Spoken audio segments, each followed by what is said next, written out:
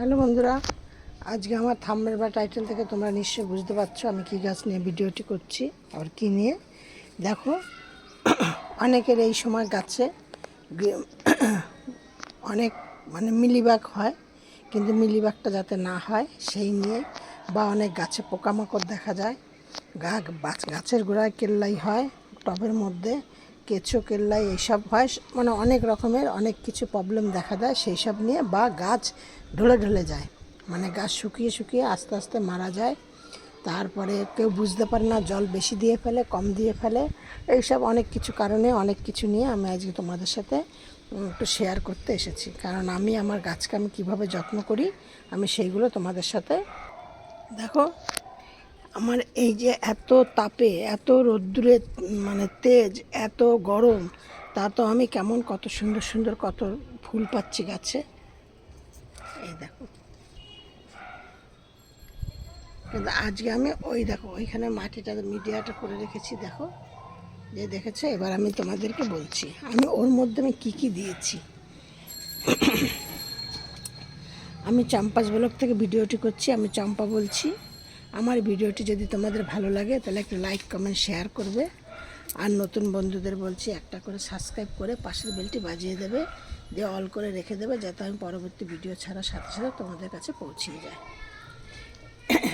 আর আমি এই গাছের মধ্যে কি করছি, জবা গাছকে আমি দেখো আমার একদম ছাদে, এই ছাদে একদম যেই জায়গা রোদ পায়, জবা ফুল গাছ খুব রোদ পছন্দ করে, আর এই সময় যদি তোমরা রোদ দাও তাহলে তোমরা ফুলও পাওয়া ভালো, বা গাছও খুব ভালো থাকবে।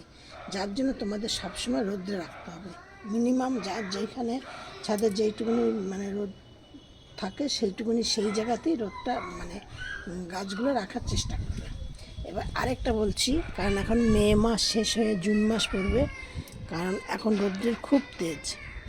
যদি মনে করো যে তোমরা এমন জায়গা আছে যে 4-5 ঘন্টা রোদ পড়লো তারপরে আবার ছায়া পড়ে যাচ্ছে, ঠিক সেরকম স্থানে যদি রাখো আরও তোমাদের ভালো হয়। আর তাহলে কি হয়, পাতাগুলো একটু পোড়া পোড়া হয়ে যায়, রোদ্রের তাতে। আর গাছকে খুব সবসময় মাটিটাকে একটু ভেজা ভেজা রাখতে হবে। ভেজা ভেজা রাখলে কী হবে মাটিটা, তাহলে গাছগুলো খুব ভালো থাকবে, ঢলা ঢলা ভাব হবে না। মাটি যদি শুকিয়ে যায় তাহলে গাছ কেমন ঢলে ঢলে যাবে, পাতাগুলো এই যে দেখো, এই যে পদ্ম ফুল গাছটা দেখেছো পাতাটা কেমন হয়ে যাচ্ছে, নিচের দিকে হয়ে যাচ্ছে, এরকম হবে না। আর হলো গিয়ে তোমাদের যদি এই দেখো আবার আমার এখানে এই যে মিলিবাগ কিন্তু আমার নেই, তা আবার কোথার থেকে একটা দুটো চলে আসে। যার জন্য কি করতে হবে এই মিলিবাগের জন্য, সেটা তোমাদের সাথে আমি আলোচনা করছি, শেয়ার করব আমি কি করি। আমার কিন্তু গাছে একদমই মিলিবাগ আসন কিছুই নেই, পাতা গাছ আমার একদম ফ্রেশ। দিয়ে এবার বলছে আমি গাছে দুবার, এত রৌদ্রের তাতে দুবার জল দেবে, একবার সকালে দেবে, একবার বিকালে দেবে, সকালে সূর্য ওঠার আগে আর বিকালে সূর্য ওঠার আগে। এই তো জলের প্রত্যেকটা ভিডিওতেই আমি এই কথাটা বলি। কিন্তু এবার আমি বলছি এই যে মিলিবাগ ধরার জন্য, মিলিবাগ ধরবে না, লেদা পোকা হবে না, সাদামাছি হবে না, এই সব অনেক কিছু হবে না। এই জন্য আমি কী গাছে কি করি, আমি কি করি ওই ফিটকারি, আর হলো গিয়ে ন্যাপথলি আর কর্পূর একসাথে গুঁড়ো করে নিয়ে সেইটাকে আমি একটু জলের মধ্যে ভিজিয়ে রেখে প্রত্যেকটা গাছকে তার মধ্যে একটুখানি ওই যে শ্যাম্পুর পাতাগুলো পাওয়া যায়, বা হ্যান্ড ওয়াশ যে যা থাকে সেই জিনিসগুলো ওর মধ্যে দিয়ে একটু 1 চামচ দিয়ে নিয়ে প্রতিটা গাছকে আমি স্প্রে করে দিলাম। ওই স্প্রেটা আমি যেদিনকে সন্ধ্যাবেলায় করি, আগে গাছে জল দিয়ে নেবা, কেন স্প্রে করার পরে যদি তোমরা গাছে জল দাও তাহলে ওইটা ধুয়ে যাবে। যার জন্য আগে গাছকে জল দিয়ে নেবে, তারপরে স্প্রেটা করে নিয়ে সেই দিন আর বিকেলবেলা দিলে বলে আর সকালবেলাতে আর গাছে জল দেবে না, দিয়ে আবার সন্ধ্যাবেলায় দেবে, দিয়ে এইভাবে গাছকে স্প্রে করো। আর আমি কি করি, মাটিতে শামুক কেল্লায় যদি না হওয়ার জন্য কেঁচো, কেন এইসব হলে ভীষণ ঘেন্নাও লাগে, আবার গাছের পাতাও খেয়ে নেয়, গাছের শিকড়েরও প্রবলেম করে, কেঁচো থাকলে অসুবিধা হয় না। কিন্তু ওই জন্য আমি ওই যে মিডিয়াটা দেখো, ওই যে আমি তোমাদের দেখাচ্ছি, ওই যে মাটিটা করে রেখে দিয়েছি, আমি ওর মধ্যে আমি কী দিয়েছি, আমি 5 টাকার চুন গুঁড়ো করে মিশিয়েছি। আর ওইটা এখন দেই না, ওইটা যেই দিনকার দেবো গাছের গোড়ায় সেই দিনকার দেবো ডেটল।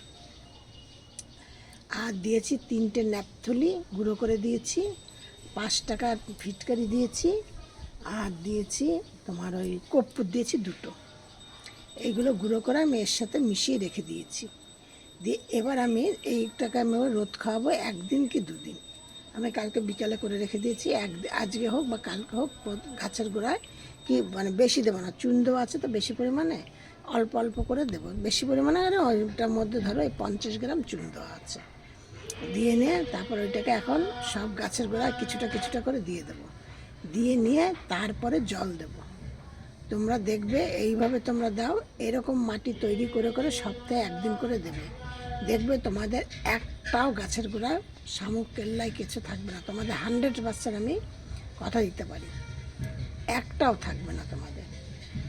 এইটা গেল কেঁচো কেল্লার ব্যাপারটা। আর মিলিবাগ সাদামাছির ব্যাপারটাও বললাম। এবার গাছে আসি খাদ্য খাবারের ব্যাপারটা। খাদ্য খাবার কি করবেন? খাদ্য খাবারে এবার আমি কি দিচ্ছি,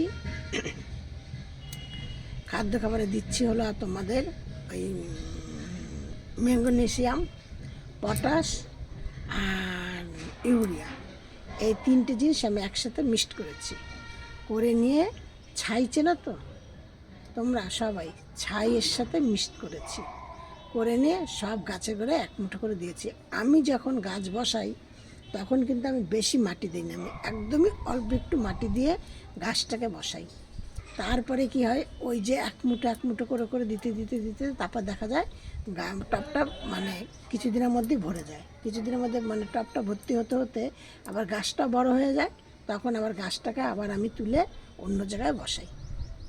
ঠিক আছে, তোমরা এইভাবে করবে। কারণ গাছ বারবার মানে তুললে টপ থেকে তুললে বসালে শেকড়ের প্রবলেম হয়। প্রবলেম হওয়াতে আবার অনেক সময় দেখা যায় মানে হাওয়া ধরে গেলে ফাঙ্গিসাইড হয়, দিয়ে নিয়ে তার থেকে ধীরে ধীরে ধীরে ধীরে গাছটা শুকিয়ে যায়। যার জন্য আমি এই করি, অল্প একটু মাটি দিই। তখন গাছটা তো একদমই ছোটো থাকে, অল্প একটু মাটি দিই, দিয়ে নিয়ে গাছটাকে বসিয়ে দিই। তারপর আবার এই যে খাবারগুলো 1 মুঠো, এইটা 1 মুঠো দিই, ওইটা 1 মুঠো দিই, এইভাবে দিতে দিতে দেখা যায় গাছটা আবার ভর্তি হয়ে যায়। দিয়ে নে এইটা গেলো এই দিকটা। দিয়ে তারপরে 1 সপ্তাহ বাদে কী দেবে, কফি পাউডার আর হলো গিয়ে কফি পাউডার আর সর্ষের খোল, বাদাম খোল একসাথে মিক্সড করে, ওইটাও কিন্তু আমি জলে গুলে দিই না, আমি কিছুটা করে করে গাছের গোড়ায় দিয়ে দিই।